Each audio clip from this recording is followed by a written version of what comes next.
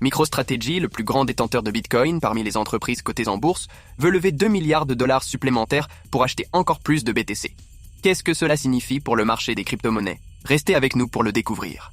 MicroStrategy, dirigé par Michael Saylor, est connu pour sa stratégie audacieuse d'accumulation de Bitcoin. Depuis 2020, l'entreprise a transformé Bitcoin en sa réserve de trésorerie, détenant actuellement plus de 145 000 BTC, soit environ 27 milliards de dollars. Malgré cette position dominante, MicroStrategy ne compte pas s'arrêter là. En octobre dernier, l'entreprise a dévoilé son plan 21-21 visant à lever 42 milliards de dollars pour acheter encore plus de Bitcoin. Depuis le lancement de ce plan, l'entreprise a déjà levé plus de 13 milliards de dollars via des ventes d'actions. Le 3 janvier, MicroStrategy a annoncé vouloir lever 2 milliards de dollars supplémentaires via la vente d'actions privilégiées perpétuelles. Cette levée de fonds vise à soutenir les objectifs commerciaux stratégiques de l'entreprise. Pour le moment, le prix cible de ces actions n'a pas été dévoilé et l'offre sera soumise aux conditions du marché. Il est donc possible que l'entreprise décide de ne pas procéder à cette vente si les conditions ne sont pas favorables. Depuis 2020, MicroStrategy a fait de Bitcoin sa réserve de trésorerie, détenant actuellement environ 446 400 Bitcoin, acquis pour un total d'environ 28 milliards de dollars. Au-delà de son implication directe dans Bitcoin, l'entreprise a également investi dans l'écosystème.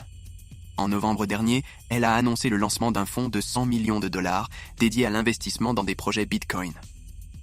Michael Saylor, le CEO de MicroStrategy, a également annoncé vouloir lancer un ETF Bitcoin physique. La stratégie agressive de MicroStrategy a suscité des réactions variées. Certains analystes estiment que cette stratégie pourrait exposer l'entreprise à des risques importants, notamment en raison de la volatilité du marché des crypto-monnaies. Cependant, Michael Saylor reste convaincu que le Bitcoin est une réserve de valeur à long terme et continue de défendre cette approche. La décision de MicroStrategy de lever 2 milliards de dollars supplémentaires pour acheter du Bitcoin pourrait avoir des implications significatives pour le marché des crypto-monnaies. Cette initiative pourrait renforcer la confiance des investisseurs institutionnels dans le Bitcoin et encourager d'autres entreprises à adopter des stratégies similaires.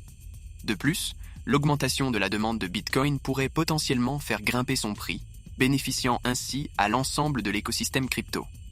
Que pensez-vous de la décision de MicroStrategy de lever 2 milliards de dollars pour acheter encore plus de Bitcoin? Laissez vos commentaires et n'oubliez pas de liker et de vous abonner pour plus de vidéos sur l'actualité crypto.